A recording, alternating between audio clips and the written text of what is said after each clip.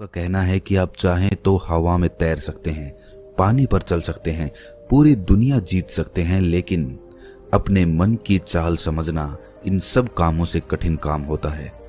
आपने कभी ख्याल किया होगा कि आप जो काम करना चाहते हैं, आपका मन उससे उल्टा काम करता है। उदाहरण के लिए, अगर आप सिगरेट पीना छोड़ना चाहते हैं, आप खुद से दृढ़ निश्चय भी लेते हैं, लेकिन कुछ ही समय बाद आपका मन आपको खींचकर वापस उसी सिगरेट के पास लाकर खड़ा कर देता है। और ये बात सिर्फ सिगरेट पर लागू नहीं होती। हमारे जीवन में, हम सब के जीवन में बहुत सारे ऐसे काम होते हैं, ऐसी आदतें होती हैं जिन्हें हम छोड़ना चाहते हैं, लेकिन हम चाहकर भी उन आदतों को छोड़ नहीं पाते हैं। लेकिन अगर हम प्रयास करके अपने मन के दृष्टा बन जाते हैं, उसके साक्षी बन जाते हैं, तो हम अपने मन की चाल को पकड़ सकते हैं। और अगर एक बार हमें अपने मन की चाल पकड़ में आ जाए, तो फिर हम कोई भी आदत छोड़ सकते हैं, या फिर इसके उलट कोई भी आदत अपना सकते हैं, जैसे कि ब्रह्म मुहूर्त में उठने की, या फिर कोई भी ऐसा काम जिसे करने में हमें आलस्य आता है, क्योंकि हमारी आदतों के पीछे मूलभूत बिंदु हमारा मन ही होता है और हम उसे ही नजरअंदाज करके चलते रहते हैं और बाद में पछताने के सिवाय हमारे पास कोई चारा नहीं बचता। आज की जो बोध कहानी मैं आपको सुनाने जा रहा हूं, उसमें आपको कुछ ऐसे तरीके पता चलेंगे जिससे कि आप अपने मन की चाल को भली भांति पकड़ सकते हैं, उसको जान सकते हैं, उसका निरीक्षण कर सकते हैं और उसके बाद अपनी आदतों में बदलाव कर सकते हैं। एक बार एक वाचाल शिष्य एक गुरु के आश्रम में शिक्षा ग्रहण करने के लिए आया हुआ था। वो शिष्य अपने गुरु की बात कम सुनता था, लेकिन अपनी बात बताने में वो बहुत उत्सुक रहता था। एक दिन गुरु ध्यान पर चर्चा कर रहे थे। ध्यान किस प्रकार किया जाता है और ध्यान का क्या महत्व होता है, इसी पर चर्चा चल रही थी। आश्रम के सभी शिष्य मौन होकर अपने गुरु की बातों को सुन रहे थे। गुरु उनको समझा रहे थे कि आप किसी भी प्रकार का ध्यान करते हो, लेकिन ध्यान की गहराइयों में जाने के लिए आपको अपने मन के अंदर प्रेम जागृत करना होगा। ध्यान करते समय आपको निरंतर अपने मन का निरीक्षण करना होगा कि आपके मन के अंदर किस प्रकार के विचार आते हैं। गुरु अपनी बात पूरी कर पाते, इससे पहले ही वो वाचाल शिष्य बीच में ही बोल पड़ा। उसने कहा, गुरुजी, मैं बहुत दिनों से अपने मन का निरीक्षण कर रहा हूँ।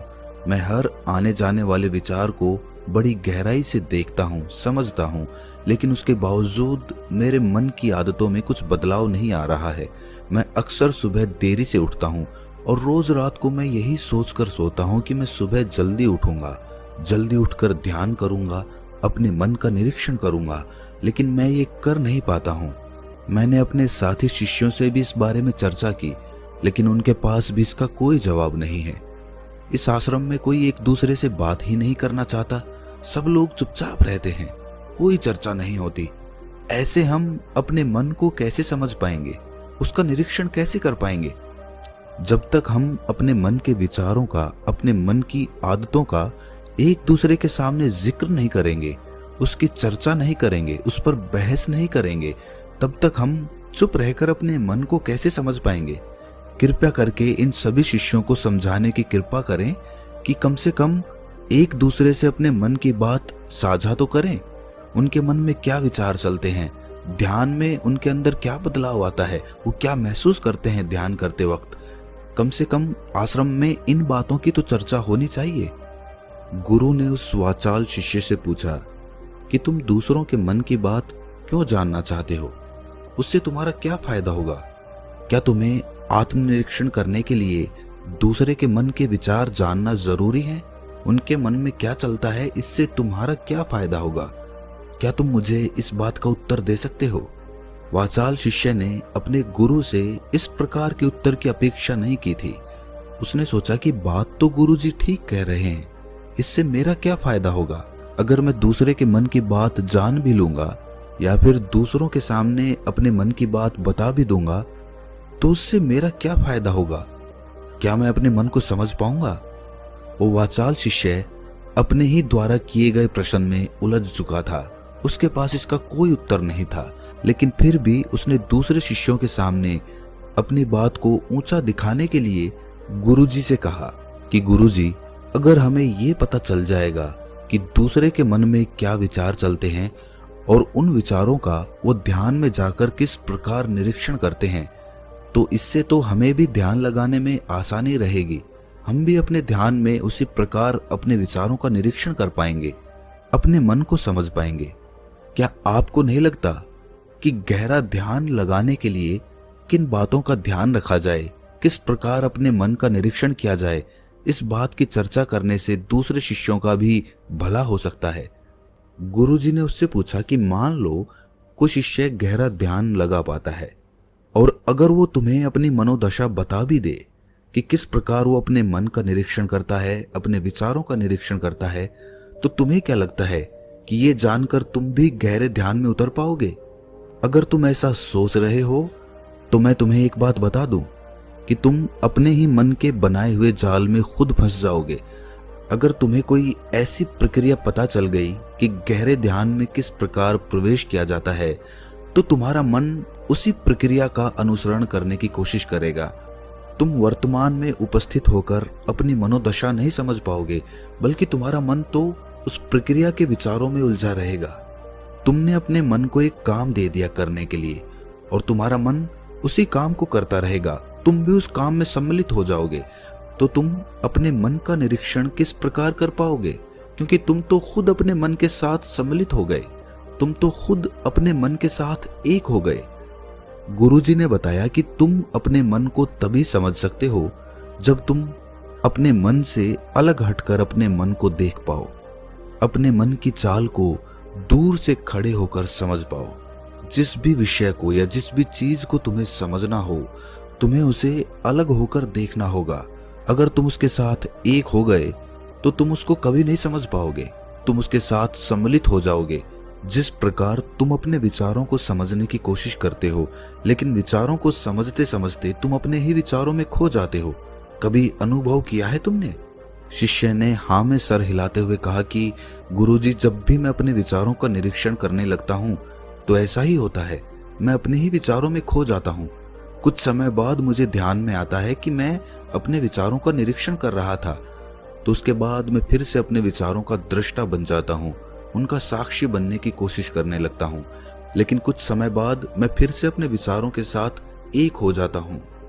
गुरुजी ने सभी शिष्यों को समझाते हुए कहा कि जिस प्रकार एक गुस्से से भरा हुआ आदमी कभी भी अपने गुस्से का निरीक्षण नहीं कर पाता, क्योंकि वो खुद अपने गुस्से के साथ एक हो जाता है, वो अपने गुस्से को ही अपना अस्तित्व मान लेता है और इसीलिए वो ये कभी नहीं देख पाता कि ये गुस्सा उसके मन को किस प्रकार प्रभावित कर रहा है, किस प्रकार ये गुस्सा उसके मन को दुखी कर जाएगा।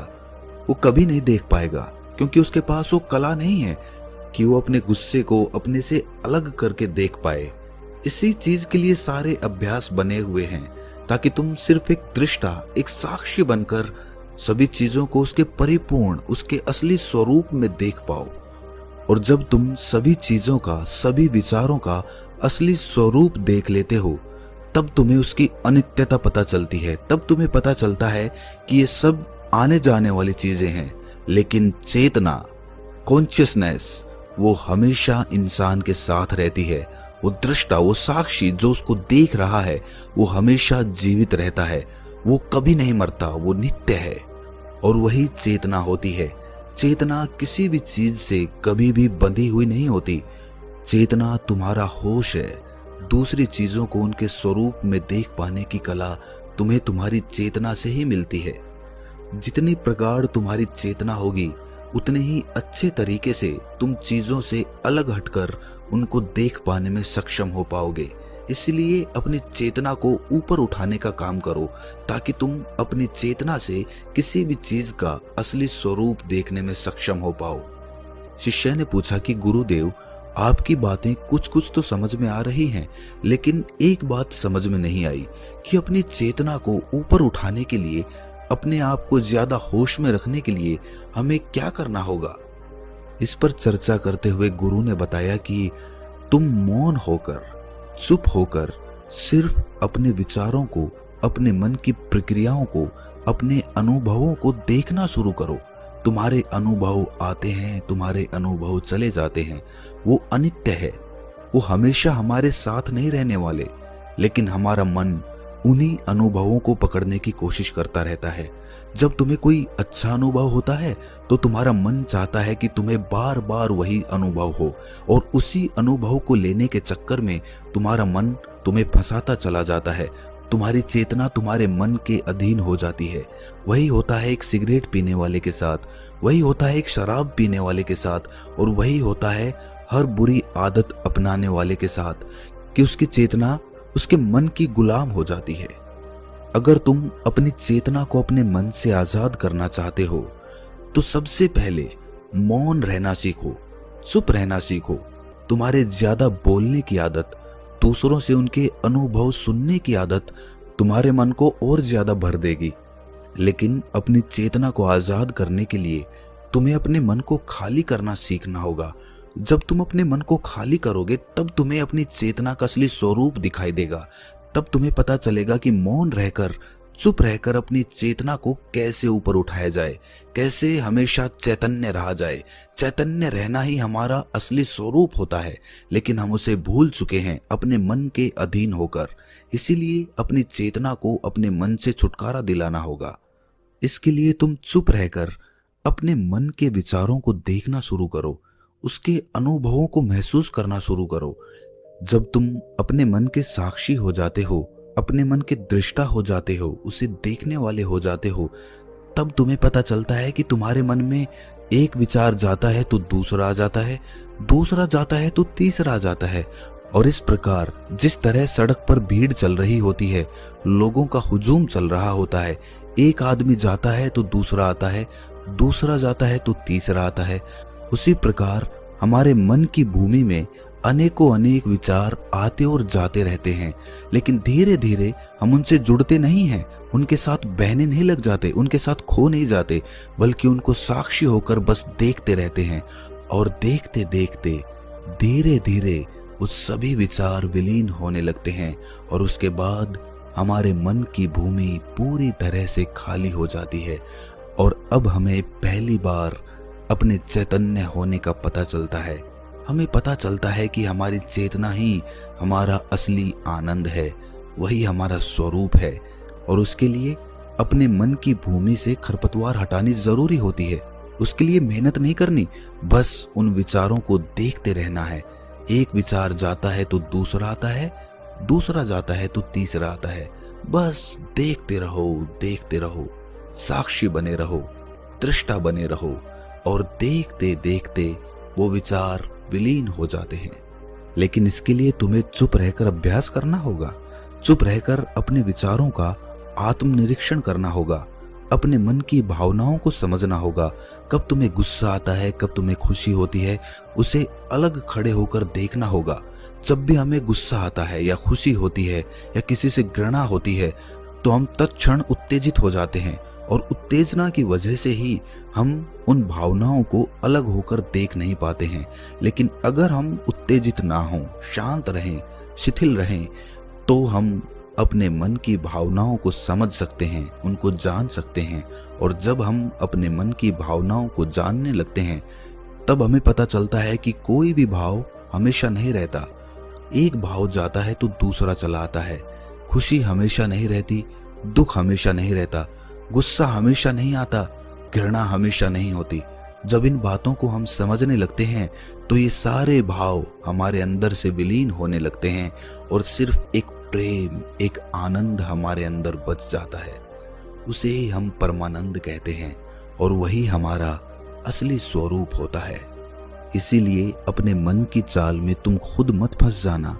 अपने मन की चाल को दूर खड़े होकर बस देखते रहना, और देखते देखते वो चाल, तुम्हारा मन पूरी तरह से विलीन हो जाएगा।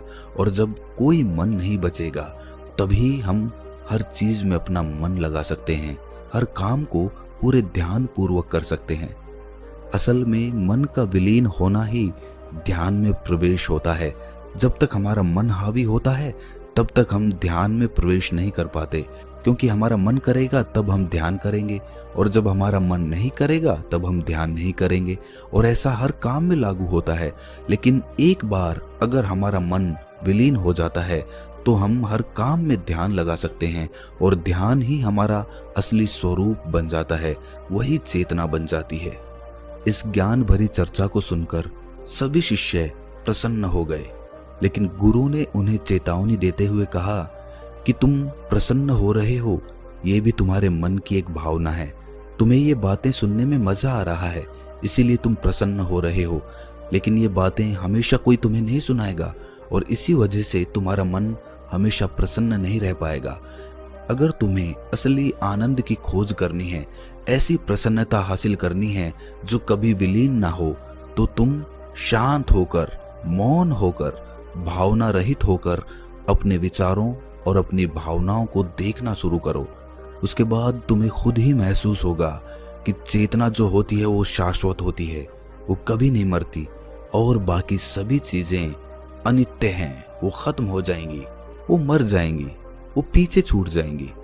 कोई भी चीज इस संसार में शाश्वत नहीं होती सिवाय हमारी चेतना के।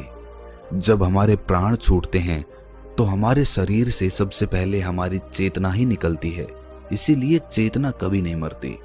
गुरु ने सभी को निर्देश देते हुए कहा कि आज हम मौन रहकर अपने मन के विचारों और उसकी भावनाओं पर ध्यान लगाएंगे, उसके साथ सम्मिलित नहीं होंगे, बस उसे दूर से खड़े होकर देखते रहेंगे।